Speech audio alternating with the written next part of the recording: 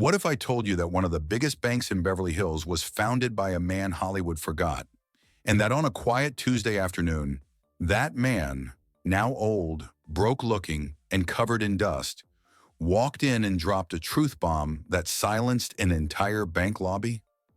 It was a warm California afternoon, the kind where folks sip iced lattes and flex their Teslas on Sunset Boulevard.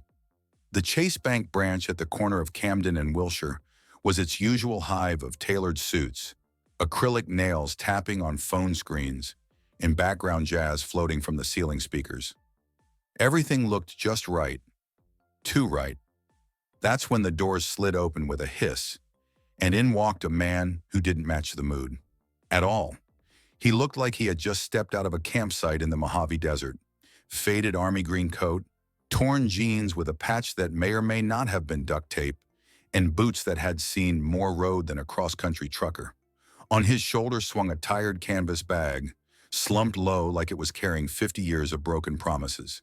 His salt and pepper hair, mostly salt, was wild like it hadn't seen a comb since Obama was in office. His face, though lined and sun-kissed by time, held something deeper, not just age, history. And here's the kicker. Nobody recognized him. Not the security guard sizing him up like he was about to ask for change. Not the bank manager glancing up from his sleek MacBook. Not even the middle-aged woman in yoga pants who clutched her Louis Vuitton purse a little tighter the moment he walked by. That man was Will Smith. Yeah, that Will Smith. But not the red carpet Men in Black, box office record-breaking Will. This was a different Will. A man 55 years old, battle-tested by life, and carrying a burden much heavier than that canvas bag on his shoulder. He didn't walk in with a swagger, no entourage, no sunglasses, no fresh kicks.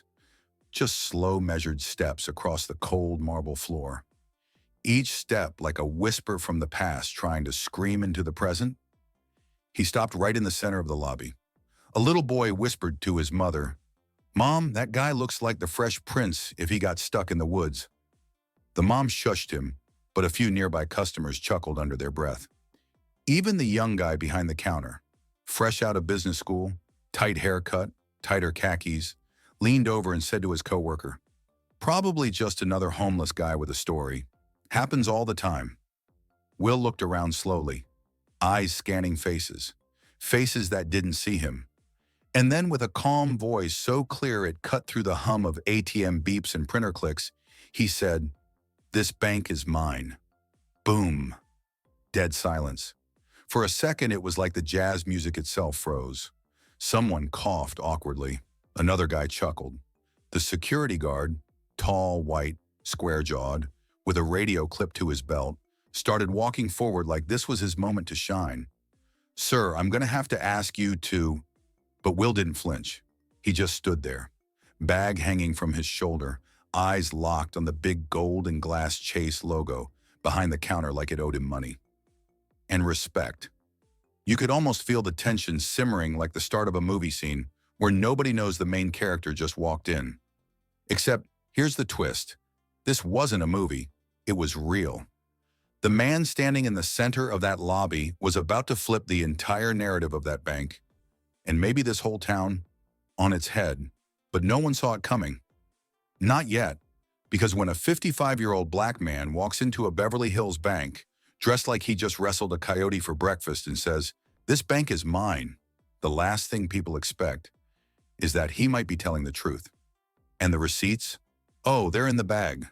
Will Smith didn't flinch, didn't blink. He just stood there in the middle of the lobby, surrounded by marble floors, polished counters, and people who were either too rich or too busy to care. Then he said it. Clear, calm, like he was ordering a black coffee. "This bank is mine." At first there was a pause, like the whole room forgot how to breathe. And then it hit. Laughter. It started with a chuckle from the blonde guy in the Brooks Brothers suit standing near the loan officer. Then a snort from a pair of middle-aged white women wearing yoga pants and $1,000 smiles. A teenager near the ATM pulled out his phone like he was about to live stream Crazy Uncle Rants in Beverly Hills. Someone even clapped. "Yo," the kid whispered, "this dude's on some Hollywood improv skit." The laughter spread fast. not the warm, gentle kind.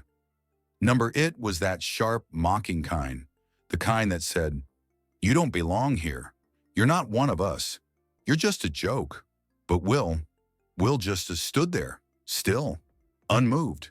His bag, old and frayed, hung from his shoulder like it had witnessed more secrets than the bank vault ever would. His eyes didn't dart. His stance didn't shift. He didn't even crack a smile. Just silence. And that silence, it started to bother people. The bank manager, a stiff man named Gregory Whitehall, peeked over the edge of his sleek glass cubicle. His tie was tight, his brow furrowed. He leaned over to whisper to a nearby teller. "Call security." Too late. Security was already moving. Stephen Marshall, a broad-shouldered white man with a buzz cut and badge the size of Texas, had stepped away from his usual post by the door. He walked up slowly, one hand already resting on the leather holster on his hip. His steps echoed on the marble like warning shots. "Sir," Stephen said, voice clipped, "I'm going to need you to step outside." Will turned toward him slowly, calm as ever. "I'm not causing trouble," he said, voice steady. "I'm here to reclaim what's mine, what was taken from me." Stephen smirked, not out of amusement, more like disbelief mixed with contempt. He tilted his head, scanned Will from head to toe. "Look, man, you can't just walk in here talking crazy. This is Chase Bank, not some street corner soapbox. You want to file a complaint? Go online." "I'm not complaining," Will replied, his voice gaining just a notch of gravity. "I'm stating a fact." Stephen's fingers curled tighter around his belt. "You saying you own this place?" Will nodded. "I built this place. I laid the foundation before any of you even knew this zip code existed." Now that caught Gregory Whitehall's attention. The manager stepped out from his glass office, adjusting his cufflinks like he was about to defuse a bomb. He tried diplomacy. "Sir," he said, polite but icy, "there must be some mistake. This bank's been in the Matthews family for 3 generations. We've got records, legal ownership. Everything's documented. Perhaps you're thinking of another branch?" Will tilted his head ever so slightly, the way a man does when he's deciding whether to tell you the truth or let you keep living the lie. "I know exactly where I am," he said, "and I've got everything I need right here to prove it." He tapped the side of his worn canvas bag.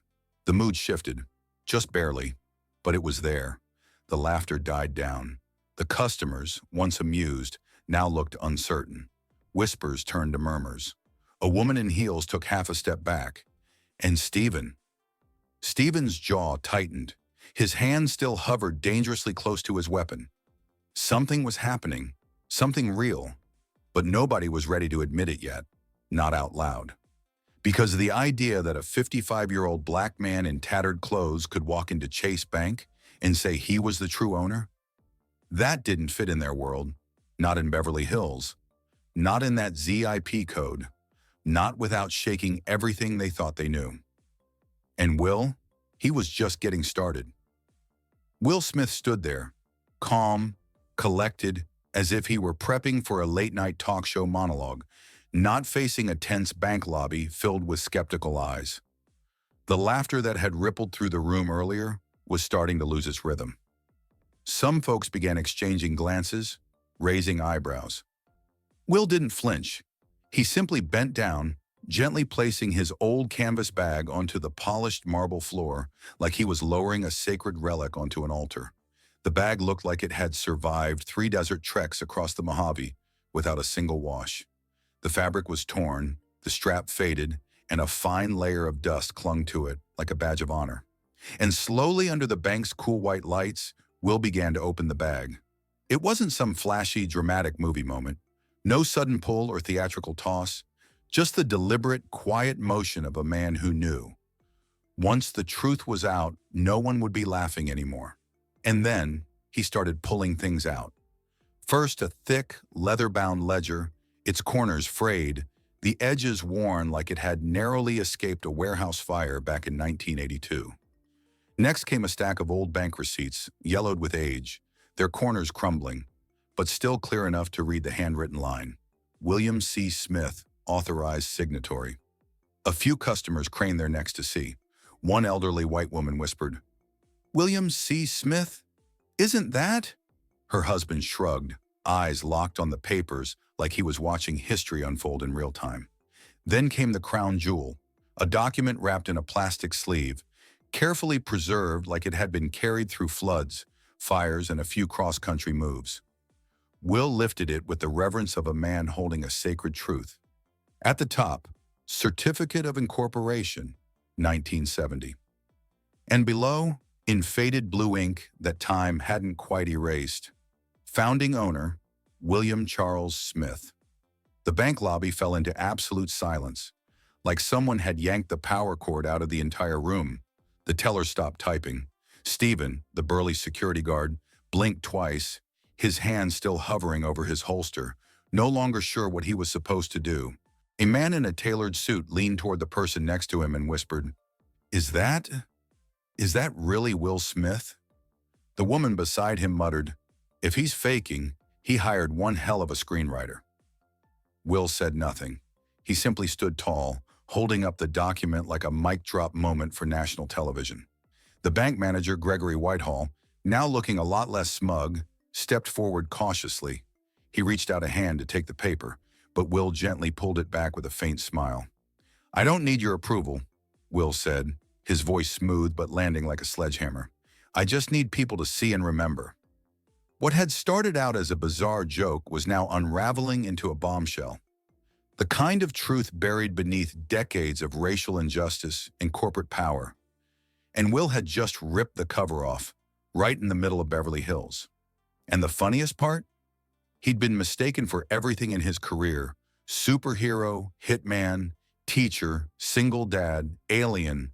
But today, the only role he needed to play was himself. Will took a deep breath. His fingers traced the edges of the Warning Corporation document like it was a photograph of a life that had been stolen. Then, with the quiet authority of a man who's been holding on to the truth for way too long, he finally spoke. "You know," he said, his voice calm, "back in 1970, I didn't walk in here with a bag full of old papers. I walked in here with a dream. Me and my best friend, Johnny Matthews, we built this bank together from the ground up. Two young guys with big ideas, a whole lot of hustle, and just enough foolish optimism to think the world was ready for us." He paused, looked around at the stunned faces, then added with a chuckle, "Spoiler alert, the world was not ready for a black man co-owning a bank in Beverly Hills." A nervous laugh escaped from somewhere in the back. Will continued, "Johnny was the numbers guy, slick, fast-talking, always wore suspenders like he was born in a boardroom. I was the builder, the dreamer. I handled the real estate, the marketing, community outreach. I got folks to trust this place with their money because they trusted me." The security guard, Stephen, shifted awkwardly, his hand now resting on his belt buckle instead of his gun. Will's eyes narrowed. But once the money started rolling in, once this place started looking less like a storefront and more like a Wall Street pipeline, suddenly I wasn't co-founder anymore. I was just that guy who helped out. He reached into the bag again and pulled out another piece of paper, an old board meeting agenda with his name at the top. "William C. Smith, Chair, Community Development." He held it up. "Until one day, I wasn't invited to the meetings. Until one day the locks were changed. Until one day, some slick lawyer shoved a piece of paper in front of a judge saying I'd signed away all my shares, with a signature that looked like it was written by a 5-year-old on a roller coaster." Some folks chuckled. Others just looked horrified.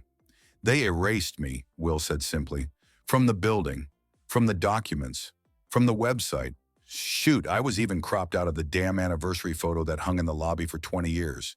He gave a half smile. "I mean, I looked good in that photo too. Burgundy blazer, afro like a cloud, gone."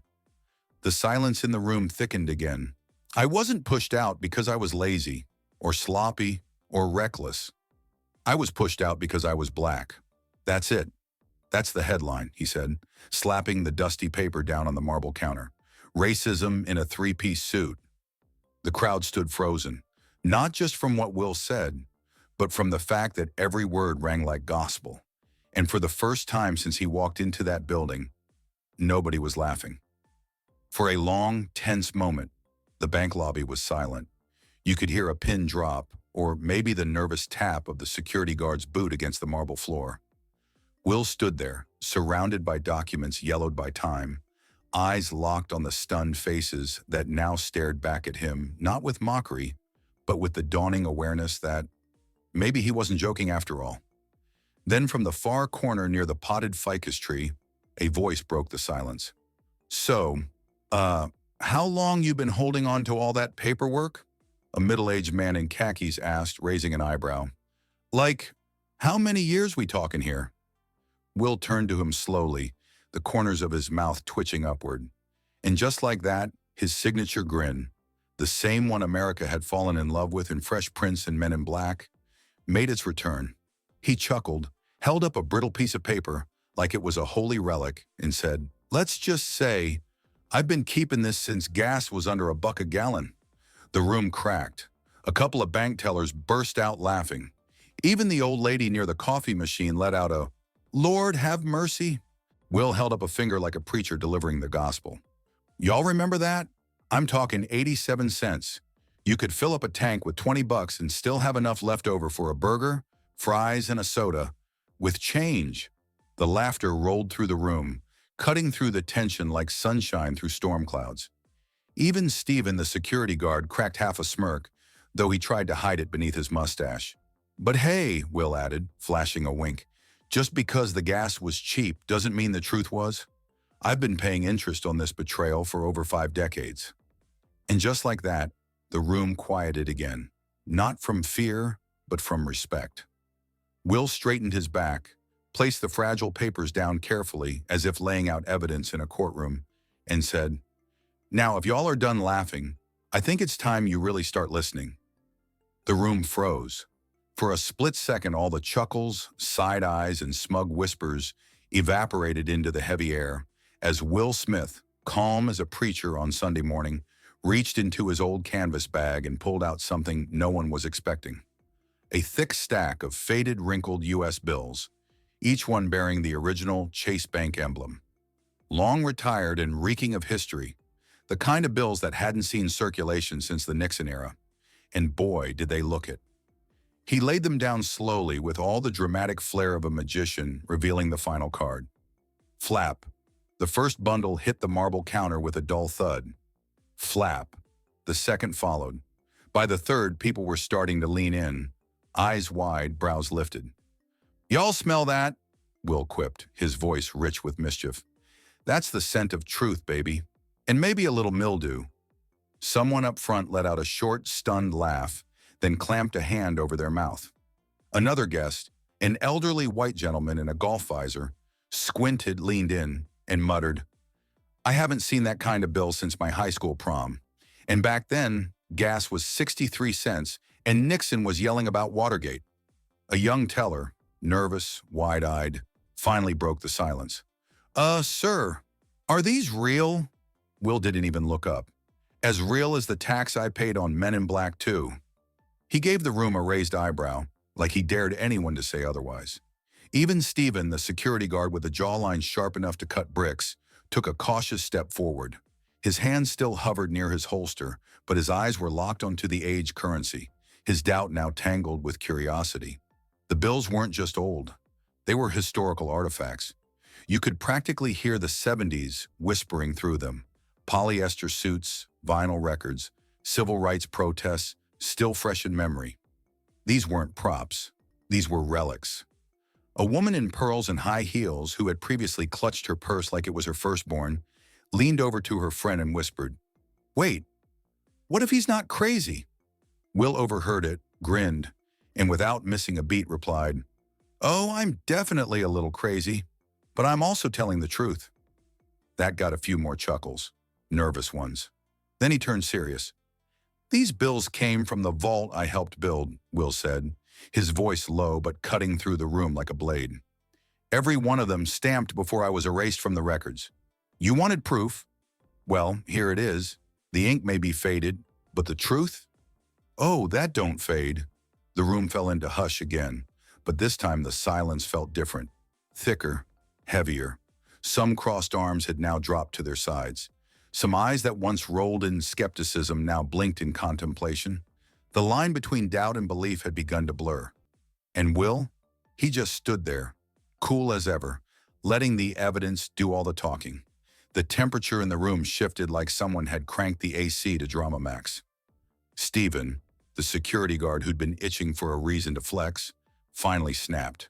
His hand jerked down, and before anyone could blink, out came the pistol. "You've said enough, old man," Stephen growled, pointing the barrel straight at Will.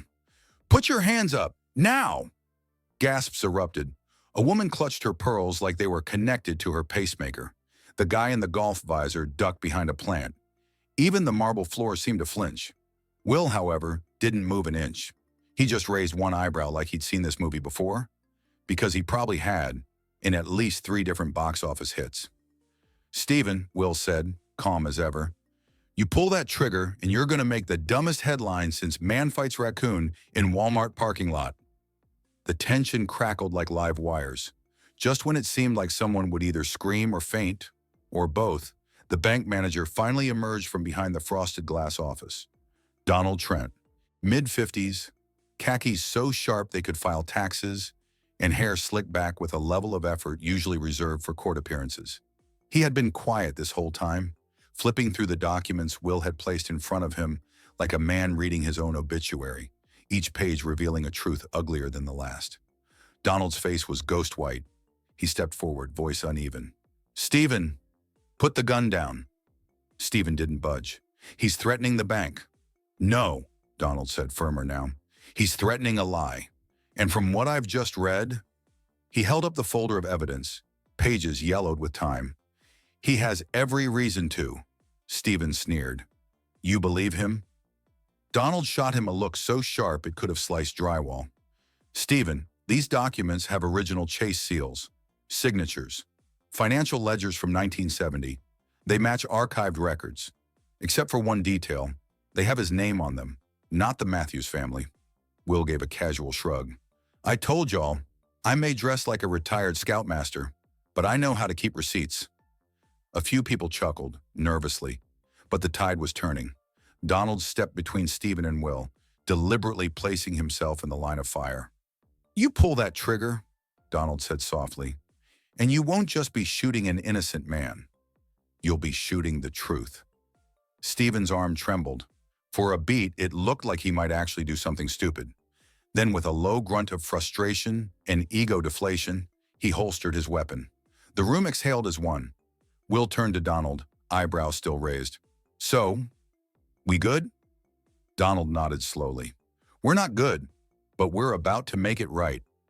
And just like that, for the first time in over 50 years, the truth wasn't just heard. It had someone willing to protect it. For a moment, silence swept the room like someone had hit the mute button on the whole scene. The tension from Stephen's showdown with Will still hung heavy in the air. But something had shifted, something real. You could feel it in the way people were no longer looking at Will like he was crazy, but like he might have just blown the lid off history. Then it happened. A small movement, barely noticeable. Emily, the youngest teller, probably no older than 24, stepped forward. Earlier, she'd laughed with her coworkers when Will made his bold entrance. She'd even joked that he looked like he was about to ask for spare change, not ownership documents. Now her face was flushed red, a mix of guilt and awakening. She walked up to the front, picked up one of the old weathered bills that had fallen to the floor earlier. The ones with the faded Chase emblem, the kind you'd only find in a time capsule or a forgotten drawer in your grandmother's attic. Quietly, she placed it back on the desk in front of Will. "I'm sorry, Mr. Smith," she said, voice soft but steady. "I didn't know." The symbolism wasn't lost on anyone. One by one, more young bank employees started moving. Josh, the guy who'd snickered and muttered, "Must be a crazy uncle," earlier, stood up, scratched the back of his neck awkwardly, and joined Emily. He added another bill to the stack. "No excuses," he muttered. "You were right. We were just, blind." Then came Rachel, then Malik, then Jonah. Each one came forward, scooping up the old bills they had once dismissed as garbage or props from a prank show, and placing them on the table in front of Will. No words needed. Their silence said enough. Will stood there, arms folded, watching this unexpected parade of humility. For a moment, he looked like he might crack a grin, and sure enough, there it was. He leaned in and whispered, "Damn, I haven't seen this many white folks line up for something old and black since Motown, the reunion tour." A ripple of laughter broke out, genuine, unguarded, the first sound in that room that didn't feel like defense or disbelief. Donald Trent, the bank manager, gave a slight smile. "Well, they say history repeats itself. Guess sometimes it also corrects itself." Will gave him a small nod, and just like that, the balance had shifted. No longer was Will Smith just an old man with a wild story and a dusty bag. He had become something else entirely, a symbol, a reckoning, a reminder that truth, no matter how long buried, has a habit of rising when people finally open their eyes. But even as the mood in the bank started to shift, the elephant in the room didn't just sit there, it tap-danced in steel-toe boots. The truth? Racism wasn't some shadow lurking quietly behind luxury marble counters or hidden in the slick leather chairs of boardrooms. No, it had strutted into that lobby with a name badge and a sidearm, and made itself loud and clear the moment a 55-year-old black man walked in and dared to say, "This bank is mine." People didn't laugh because it was a joke. They laughed because deep down, the very idea that a black man could own something that grand, that powerful, still made them uncomfortable. That kind of discomfort doesn't come from logic. It comes from centuries of conditioning. Let's rewind a second. When Will dropped that bag on the floor like it was a grenade of truth, the reactions weren't neutral. Some folks clutched their purses, others stepped back like he might pull out a lawsuit instead of a ledger. And don't forget Stephen, Mr. Security Guard, whose first instinct wasn't to verify, but to draw his weapon like truth was a threat. You'd think Will had walked in and shouted he was taking over the Pentagon, not reclaiming a business he helped build. And yet that was the power of what was happening. This wasn't just about documents or money or who signed what in 1970. It was about who gets to say, "This is mine," and actually be believed. Donald Trent saw it. Emily, Josh, and the rest of the staff started to see it. But not everyone was ready to let go of the old wiring. A customer, an older white gentleman with an expensive watch and a sense of entitlement you could smell, muttered under his breath, "Next thing you know, they'll say Malcolm X founded Apple." Will, sharp as ever, caught it. He turned to the man, smiled, and said, "No, but I did help build this bank while you were still trying to figure out how to use a rotary phone." The tension cracked. Some chuckled, some didn't. But the truth stood firm. What this day revealed wasn't just one man's hidden past, but a society's deeply rooted bias, the kind that shows up not in words but in side eyes, in assumptions, in the way someone's credibility is measured by the color of their skin rather than the content of their briefcase. Will didn't need to shout. His evidence did the talking. But more importantly, so did the reactions around him. And as the weight of those stares, that disbelief, began to lift, the message was clear. Racism wasn't gone. It was just wearing cologne, a fitted suit, and sitting behind the counter pretending to be policy. But today it got called out by a man who looked like he just hiked from history into the present and wasn't leaving quietly. As the golden California sun began its slow descent behind the palm-lined streets of Beverly Hills, the glass doors of the bank slid open with a hush that felt almost reverent. Out stepped Will Smith, no longer just the movie star, not just a man in a wrinkled coat and scuffed boots. No, he walked out of that bank like a living echo of every story ever stolen, every name erased, every legacy rewritten to fit someone else's comfort. His canvas bag, old and sun-bleached, bounced lightly against his hip with each step. It didn't carry just paper anymore. It carried weight. Not physical weight, but the kind that makes history buckle under its own shame.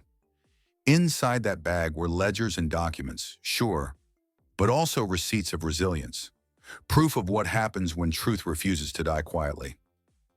Will didn't look back, not because there was nothing worth seeing, but because the past, for the first time in over 50 years, had finally caught up to him.